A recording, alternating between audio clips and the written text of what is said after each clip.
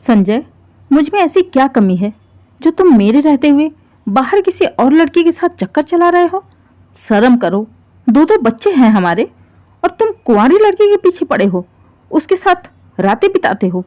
एक बार भी तुम्हें मेरा, बच्चों का ख्याल भी नहीं आता। लगातार कविता रोते हुए अपने पति से एक ही सवाल किए जा रही थी कि आखिर उसने ऐसा क्यों किया। ऐसी कौन सी कमी छोड़ी थी मेरे प्यार में? ऐसी कौन सी कमी रह गई थी जो तुम बाहर जाकर चक्कर चलाने लगे? रखैल रख ली तुमने। बस करो कविता, बहुत बोल लिया तुमने। क्या कह रही हो? देखो, चाहता तो मैं तुमसे झूठ बोल सकता था, लेकिन फिर भी मैंने तुम्हें सच्चाई बताई, तुमसे झूठ नहीं बोला। और तुम्हें क्या, मैंने तो पूरे घर वालों को ही बता दिया, मम्मी को भी, पापा को भी। बाहर है मेरा चक्कर किसी लड़की के साथ। मैं अपने दम पर उसको खाने पीने की व्यवस्था करता हूँ, रखता हूँ। नौकरी करती है, हाँ, ले जाता हूँ मैं सुबह शाम उसे ऑफिस छोड़ने। प्यार करता हूँ मैं उससे। लेकिन क्यों संजय, ये कैसा प्यार है? मैं तुम्हारी पत्नी हूँ, तुम्हारा प्यार तो मेरे लिए है ना, इसमें ये दूसरी कहाँ से आ गई? देखो कविता, बात दूसरी तीसरी की नहीं है। अब इसके बारे में तो मैं तुम्हें कुछ भी नहीं बता सकता। मैंने ही प्रपोज किया था उसे। वो बहुत सीधी है, अच्छी है। तुम एक बार उससे मिलोगी तो समझ में आएगा। और रही बात तुम्हारी, तो तुमको भी तो मैं प्यार करता ही हूँ। तुम्हें कौन सा प्यार नहीं करता? घर से बाहर निकाल रहा हूँ, तुम्हारा ख्याल नहीं रखता, बच्चों का ख्याल नहीं रखता। कोई कमी छोड़ रखी मैंने तुम्हारे लिए? अगर इसके बावजूद भी तुम्हें अपना ही रोना रोना है तो रोती रहो, लेकिन मेरे सामने ये सब ड्रामा मत करो। कहते हुए संजय गुस्से से घर से बाहर चला जाता है। रोज रोज की लड़ाई झगड़े को सुनकर संजय की माँ संगीता जी और पापा विनोद जी दोनों ही अपना सर पकड़ के बैठ जाते हैं। संगीता जी तो उल्टा सीधा कविता को ही कहना शुरू कर देती हैं कि जाने क्या चुड़ैल की तरह मेरी बेटी के पीछे पड़ी रहती है। दिन भर का थका हारा आता है, 5 मिनट बैठकर बातें कर ले इससे तो ये सर पे चढ़ के नाचने लगती है। बार बार जाने कौन सा कलंक लगाती है मेरी बेटी के ऊपर। अरे, जब तक आंखों से ना देखो तब तक किसी के बारे में ऐसी उल्टी सीधी बातें नहीं करनी चाहिए, ऐसे लांछन नहीं लगाने चाहिए। लेकिन नहीं, ये तो महारानी बनी है, लड़ने लगती हैं। सास की आवाज़ सुन कविता भी वहां आ जाती है और कहती है, माँ जी, आंखों से देखने की जरूरत ही क्या है, जब खुद आपके बेटे अपने मुंह से मुझसे कह रहे हैं कि उन्होंने बाहर लड़की रखी हुई है, उसके सारे खर्चे उठाते हैं, कई कई रात उसके साथ रुकते हैं। आपको दिखता नहीं है? हाँ हाँ, वो कह दिया तू मान ले। किसी ने कह दिया कौवा कान लेकर उड़ गया तो तू कौवे को ढूंढना, कान मत देखना। कविता इतनी बुरी तरह से मानसिक तनाव झेल रही थी, वो कैसे अपने पैरों पर खड़ी थी वो खुद नहीं समझ पा रही थी। बेटी 10 साल की, 15 साल का बेटा, और संजय को शर्म नाम की चीज नहीं। वो बाहर अय्यासियां करता फिर रहा, ऊपर से पत्नी के सामने आकर अपनी बेशर्मी भी बताता है। और उसकी माँ संगीता जी हमेशा बेटे के पक्ष में बोलती हैं, कभी भी बेटे को गलत कहने की हिम्मत नहीं होती, हमेशा कविता को ही उल्टा सीधा सुनाती हैं। बेचारी कविता किस किस से लड़े। एक तो यहाँ उसकी जिंदगी दांव पर लगी थी, ऊपर से घर का माहौल। बेटा अगर नाराज होकर गुस्से से चला भी जाता है तो संगीता जी पूरे दिन कविता को कोसती रहती। आखिर बेचारी किसका किसका बर्दाश्त करे। इतना सहने के बाद भी घर का पूरा काम करती है, झाड़ू पोछा, बर्तन, कपड़े, बच्चों के स्कूल की, घर की सारी जिम्मेदारी उसके ऊपर थी। सास ससुर को टाइम टाइम पर चाय पानी, खाना, नाश्ता, दवाइयाँ, सारा कुछ एक इंसान होकर न जाने कितने रोल को निभा रही थी कविता।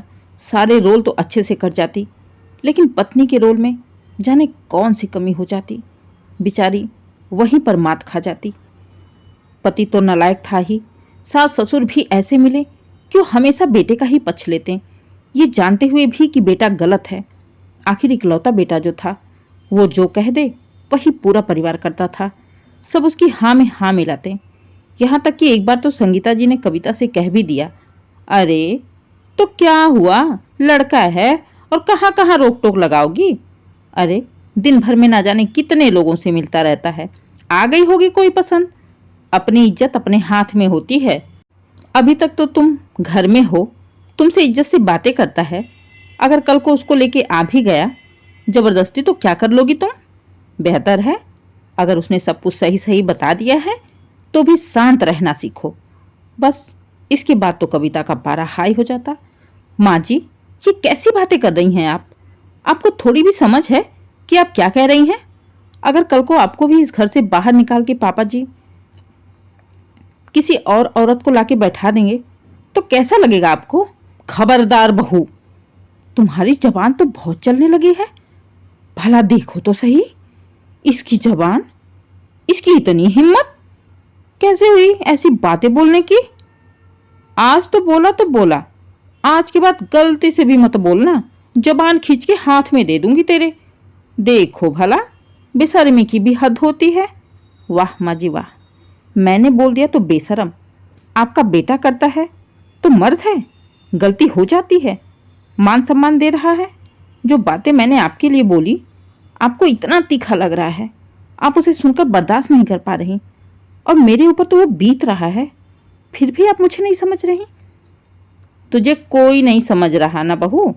अब तक तो मैं सोच रही थी कि समझाऊंगी संजय को, लेकिन बस अब बहुत हो गया। तेरी जबान अब तेरे कंट्रोल में नहीं रह गई, बहुत चल रही है। मुझे कुछ ना कुछ तो करना ही पड़ेगा। आने दे संजय को, इलाज करवाती हूँ मैं तेरा। देखो भला, ऐसी बात बोल गई, सीधे दिल पे जाके लगी मेरे। आने दे, आज तेरा फैसला करवा के रहूंगी। कहते हुए नागिन की तरफ उखाड़ती हुई संगीता जी चली जाती हैं। बुढ़ापे में खुद के पति से दूरी बर्दाश्त नहीं हो रही और जवान बहू की तकलीफ दिखाई नहीं दे रहा। पूरे दिन कविता और संगीता जी लड़ते झगड़ते रहे। जैसे ही शाम को संजय घर आता है, संगीता जी गुस्से में कहती हैं, संजय, बहुत ही अच्छा किया जो तूने अपने लिए कोई नई जीवन साथी ढूंढ लिया। सच में ये लड़की तेरे लायक है ही नहीं। अरे मैं तो कहती हूँ अभी के अभी इसके बाल पकड़ के निकाल फेंक इस घर से बाहर। जबान तो देखो, आज इसने मुझे कितनी बड़ी बात बोल दी। तेरे पापा के चरित्र पर दाग लगाया इसने। अरे बेटा, मैं तो कहती हूँ इसे निकाल घर से अभी के अभी और लेकर आओ उसी को। ये सच में चुड़ैल है, इसके साथ तो रहने लायक ही नहीं है। अरे नहीं माँ, कैसी बातें कर रही हो? मैं कविता को घर से बाहर नहीं निकाल सकता। पत्नी है वो मेरी, कहाँ जाएगी बेचारी? देख ले, तेरे मन में उसके लिए इतना प्यार है और फिर भी वो कितनी गालियां देती है तुझे पीठ पीछे। तेरे माँ बाप को कैसी कैसी बातें बोलती है। बेटा एक काम कर, मुझे और अपने पापा को वहीं पहुंचा दे, हमारी नई बहू के पास।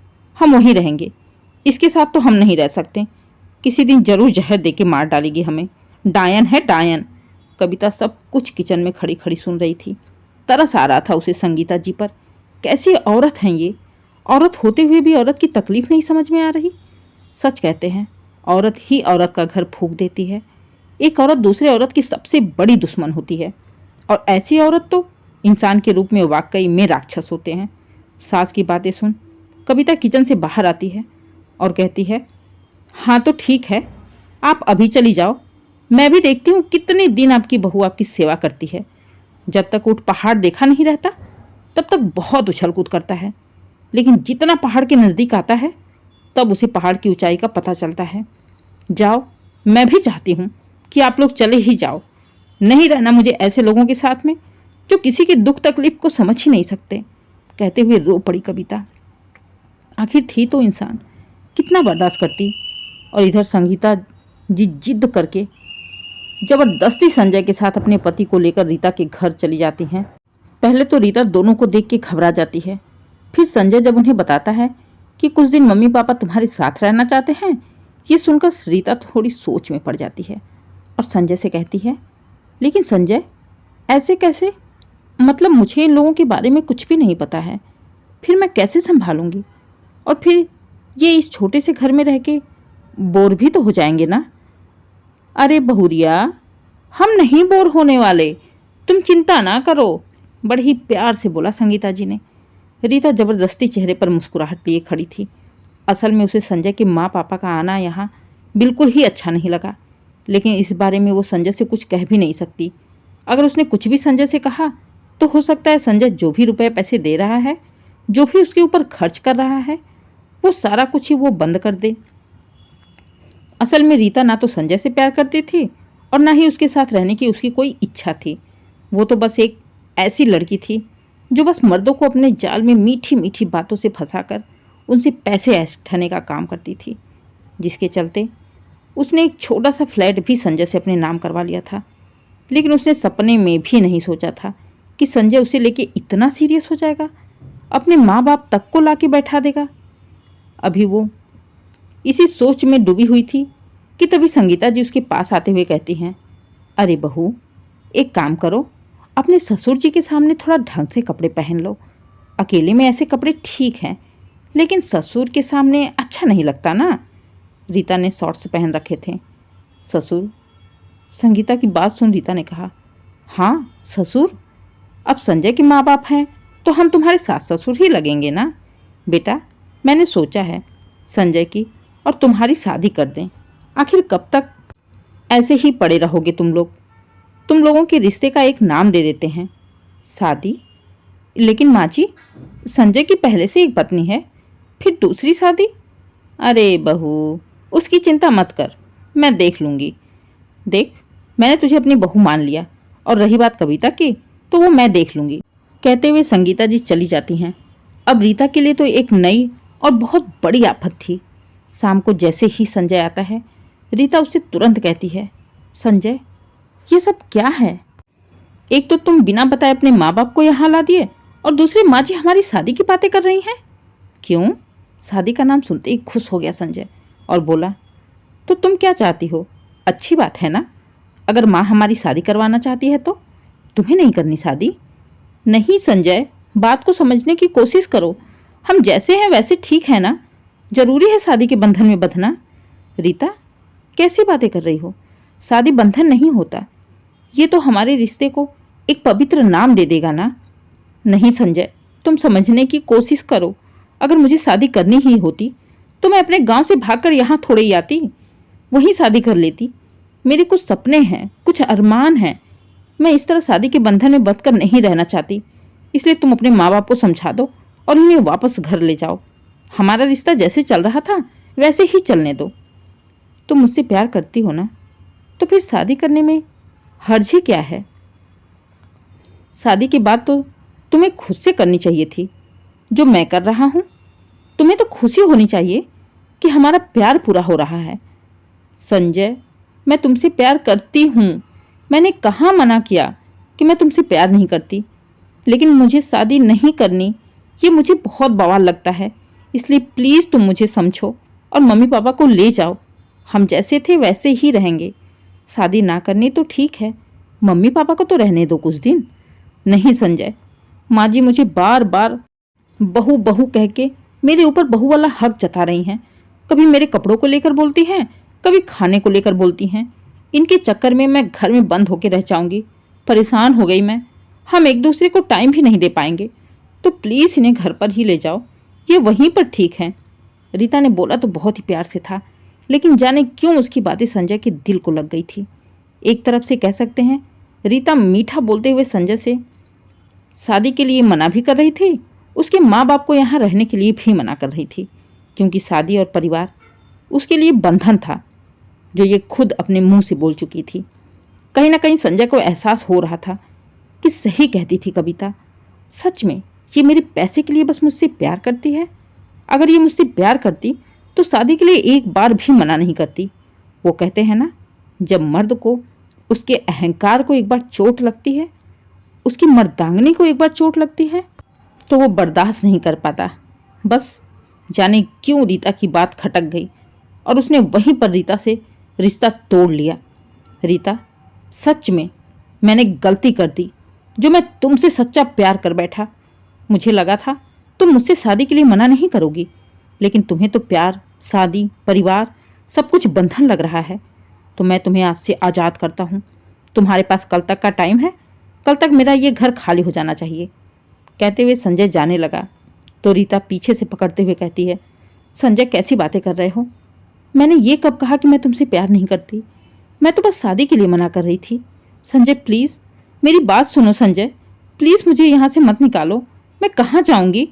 मुझे नहीं पता तुम कहाँ जाओगी। तुम्हें बहुत पैसे वाले मिल जाएंगे, लेकिन मेरे पास इतना पैसा नहीं है कि मैं फालतू तुम्हारे ऊपर खर्च करूँ।